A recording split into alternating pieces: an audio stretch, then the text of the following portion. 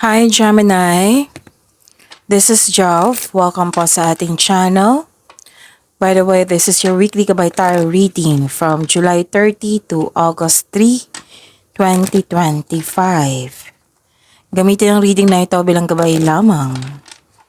Kung naka-resonate kayo, comment down. Kung hindi kayo naka-resonate, ibigay niyo po sa iba kasi general reading po ito. This is for you, Gemini.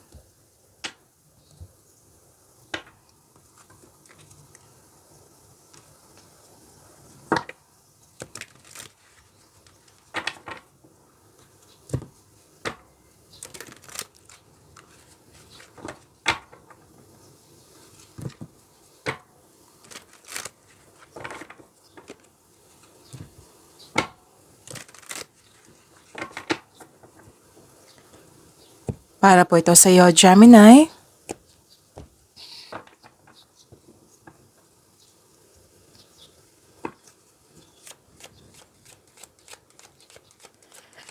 Maraming salamat po sa inyong patuloy na suporta.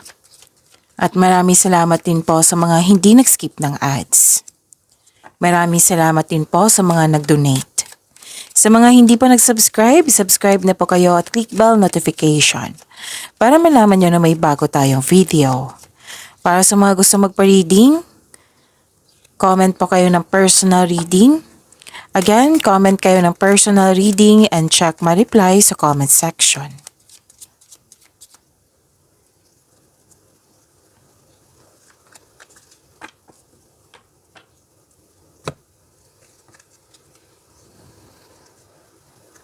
Ganda.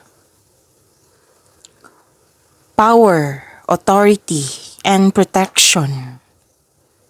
Nasunod yung gusto mo. May nag-uusap dito tungkol sa career and finances. Pwede din sa malaking negosyo. May malaking influence ang isang mother figure. Pwedeng ikaw ito, pwedeng siya. Nabibigatan, nahihirapan, at ngayon nagkaroon ng healing, nagkaroon ng recovery. Okay? Nagkaroon ng time sa nature, pwedeng nag-grounding, nag-meditate. May grupo ng tao dito na I believe this is your family na very supportive sa iyo. Personal development and spiritual growth. Yan yung nakikita ko. So, ang ganda. Okay. Nakatanggap kayo ng regalo, nakatanggap kayo ng tulong, pwedeng compliment, pwedeng recognition ito, pwede din na fame, awards. Wow, abundance and love is blooming. Kitang-kita ko yung happiness mo dito, Gemini. And you deserve this happiness. Okay? So, ang ganda ng cards mo.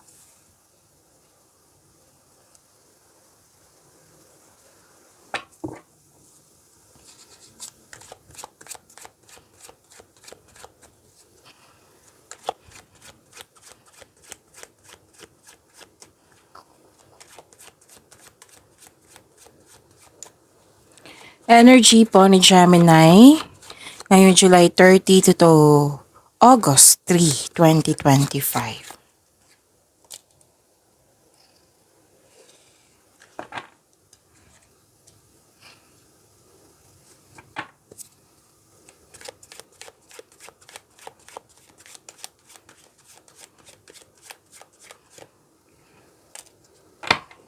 Okay.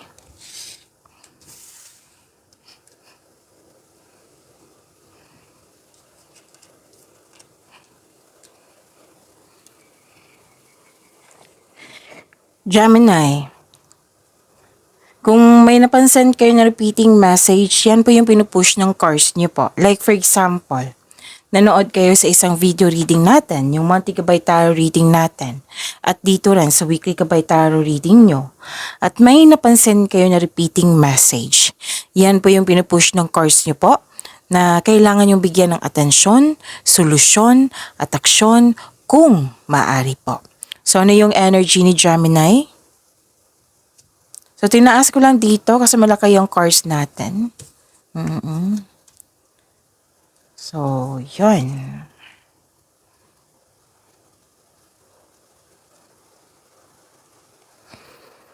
Okay, so Gemini, ano yung energy mo for this week?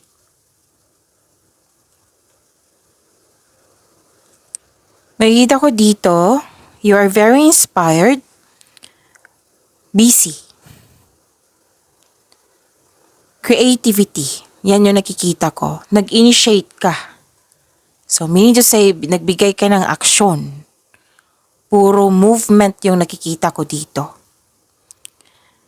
Isang importanteng simulain, pagsasapalaran, pagpaplano. May dumating na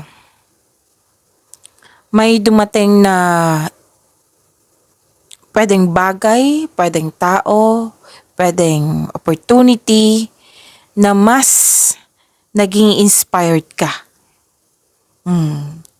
This card tells you na nagbigay ito ng inspirasyon sa iyo at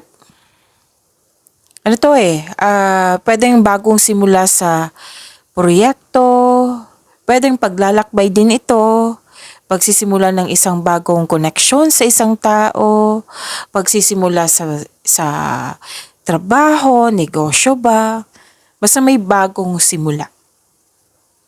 Okay? Na very inspired ka. Kumbaga ang pagbabago na ito, may pagbabago kasi binigyan mo na ng aksyon. Okay? So this card asks you to stay open sa mga signs na bigay ni universe and take action when they appear. May chance kayong maglakbay sa malayong lugar? Or di kayo pag-abroad ito? Kung nasa abroad na kayo, pwedeng uuwi kayo sa Pilipinas or maglipat country kayo. Or may travel na malayong lugar. Okay? Ito na ang oras na kumilos ka na at isagawa ang matagal mo ng plano or proyekto.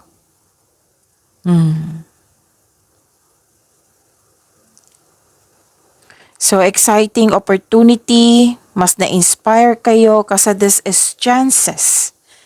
Oo. Sobrang sipag mo. At very creative ka sa iyong mga ginagawa. Lalo na sa iyong mga ginagawa. Dahil ito, mapapansin ka ng mga tao. So, this is recognition. Oo, yung sinabi ko kanina dito sa inyo, sa oracle cards nyo, na lumabas dito sa tarot cards nyo po, na recognition, na-recognize ka, nakilala ka, napansin ka ng mga tao. Oo. Soon magbubunga ang iyong pagsisikap at dahil sa achievement na ito, magkakaroon ng growth and stability. Lalo na sa financial nyo. Nakikita ko dito na may financial growth din. So, diba? Ang ganda? Claim nyo po, Gemini.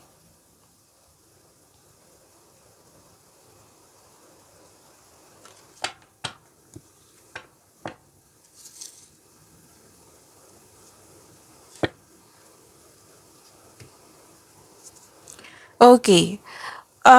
This is celebration. May special event. Stability, structure.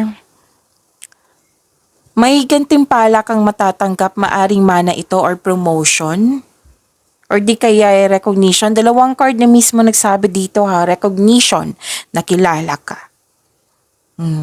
Pwedeng produkto mo, nakilala. Oo, pwedeng ikaw to. Okay?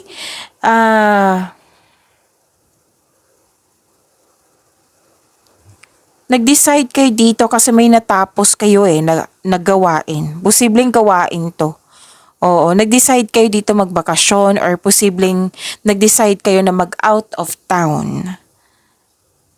Oo, kasi may ganap na celebration. Kitang-kita ko yung happiness mo dito, which is lumabas dito sa oracle cards nyo. Yung sabi ko kanina na happiness. Oo, lumabas din siya dito na masaya kayo. Ang ilan sa inyo may plano lalo na sa mga may relasyon, may plano kayong magsama sa isang bubong na magbuo ng pamilya. So may celebration din kasi nabuo na or nakompleto na yung proyekto, activities, basta may natapos na kayo.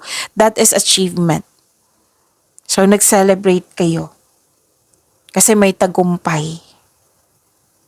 Okay, so this is also stability. Dalawang card na po nagsabi dito, stability. Whether sa personal life mo, sa love life mo pa, sa career and money.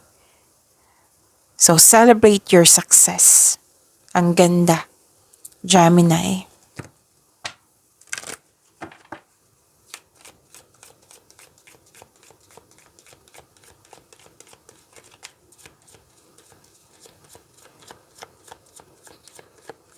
Sabi po ni Archangel Ariel, spread your wings. So this is freedom. Do not hold back right now. The timing is perfect and you are ready to soar. So this is the perfect time. May ganap dyan na perfect time na binigyan mo ng aksyon, which is to clarify siya dito sa inyong tarot cards. Okay?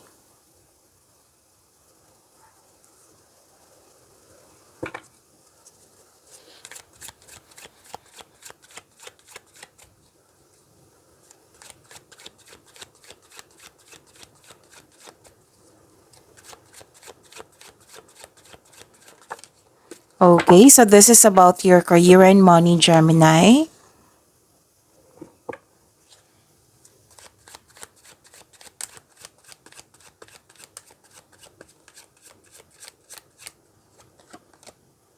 Oh, ang ganda.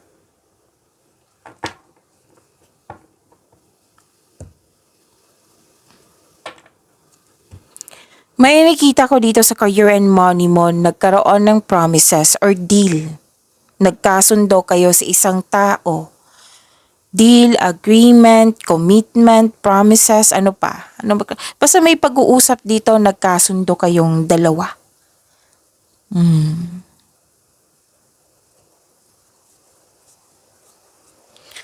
This is partnership, union, pagkakasundo, naging balanse. May parating na job opportunity or business partnership to. Pwedeng teamwork ito. Kasosyo. May nakita kong ganyan.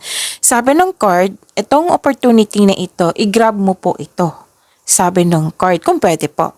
Kasi, may sinabi dito, magkakaroon po ito ng financial growth. Basta, planuhin ng mabuti at sipagan sa araw-araw. Okay? So, ang ganda. Nagtutulungan kayo. Nagkasundo, nagkaroon ng balanse.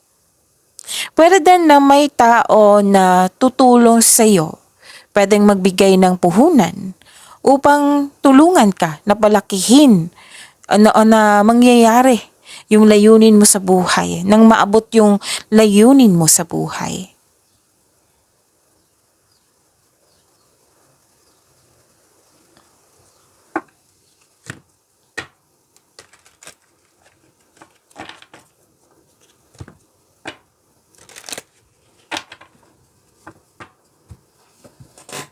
So this is growth and expansion. Ang ganda ng cards nyo, Gemini.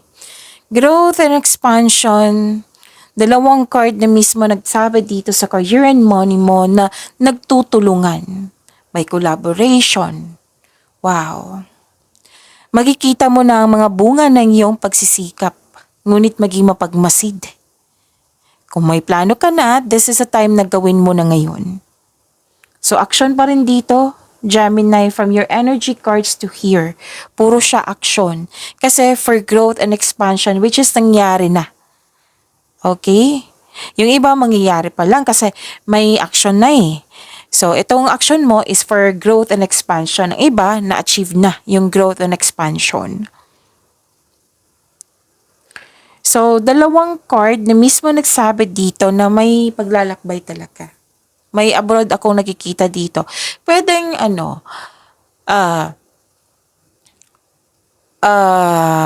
paglalakbay sa malayong lugar. Yung sabi ko kanina, paglalakbay sa malayong lugar, pwede din na may transaction ka sa abroad. May transaction ka sa abroad na nasa Pinas po kayo. Okay? Basta may transaction, may connection sa abroad or literal na abroad kayo or lilipat kayo sa malayong lugar or may biyahe sa malayong lugar. Gagawin mo to for growth and expansion. Okay, so nasabi ko na 'di ba yung collaboration sa dalawang card na ito. Meron din mag-hire ng, kung may-ari kayo ng negosyo, may balak kayong magdagdag ng empleyado due to increased profits. Due to increased profits and pwede din na kayo ang na-hired kayo ang na-hired as dagdag empleyado. Okay? So, ang ganda ng course nyo for level up, growth and expansion.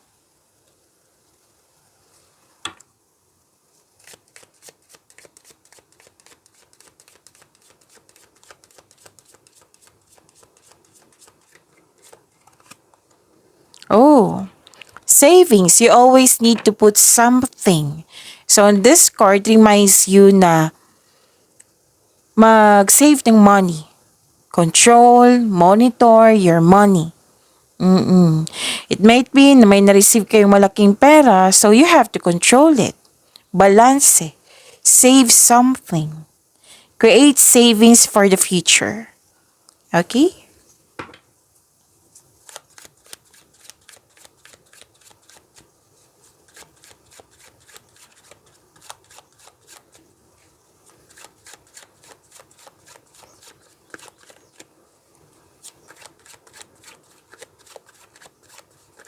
Love, life, self-love, partnership, and your message, Gemini.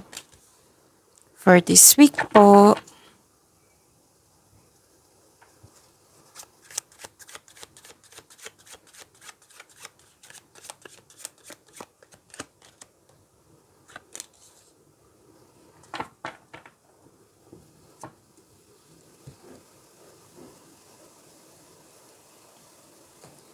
Okay, so this is new beginning, may bagong simula. Another card na naman na new beginning. Oo. So this is about your love life, self-love, partnership, and romance. Abundance is yours. May parating na blessings, gift from the universe. Okay. Kaya pala nag-remind ang card dito regarding sa savings. Pwedeng may nagbigay ng pera sa iyo or expected nyo na ito. Kasi may unexpected sum of money. Oo. Yes, may ipon din may nag-uusap tungkol sa ipon din eh. Sa mga single, may parating na love or romance. Para sa mga relasyon, sa buhay mag-asawa, pag-level up pa rin to. Oo. Yung sabi ko kanina na pag-iipon, kasi you're saving for the future, which is sumabas dito sa cards nyo, sa oracle card, and dito rin. So, nag-iipon kayo para sa pag-level up nyo. Like, for example, naghahanda kayo para sa inyong kasal. So, syempre, kailangan may ipon, di ba? Kailangan may pera. So, nag-iipon kayo. Nag-uusap kayo dito. Di ba kasi may sabi dito na nag-uusap tungkol sa finances. Di ba? Pwede sa negosyo. Basta, itong pag-uusap na ito is for the future. For stability nga. Pwede din na, di ba, may balak dito, may sabi ako kanina dito na may Hindi siya balak. Nag-decide talaga na magbuo ng pamilya, magbukod. Siyempre, kailangan ng pera niyan. So, nag-uusap kayo dito. We have to save money kasi may plano tayong ganito. Yan. Pwede daw sa buhay mag-asawa to na gusto nyo magkaroon ng property. So, nag-uusap kayo tungkol sa inyong savings. Nag-uusap kayo tungkol sa inyong pera. Sa inyong income. Okay? Ang ilan dito, kontento na sa inyong pagmamahalan. So, ang ganda. So, growth pa rin eh. From here to here, growth and expansion. Nagiging busy si Gemini kasi growth for growth and expansion. Nag-iipon, may specific goal kayo, kaya sobrang sipag nyo.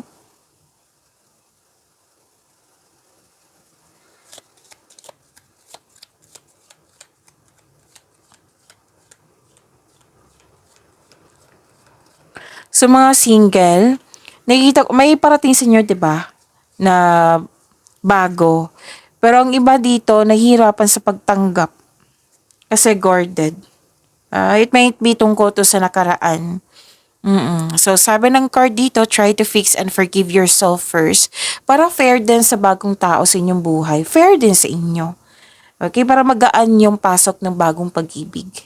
Para sa mga relasyon, mahabang pasensya mo sa partner mo. Ingat na lang po ha, kasi may nakita ko ditong mataas ang ego. Pwedeng kayo ito, pwedeng siya. Nakaramdam ka ng pagod. Pero subukan nyo mag-usap po tungkol sa iyong concern. Okay, gawa kayo ng adjustment para magkasundo kayo.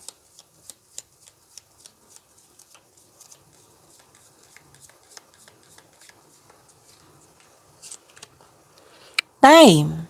You're trying too hard, give it time. Pagyamanin niyo po yung blessings na binigay sa inyo, Gemini. See you tomorrow. Maraming salamat po.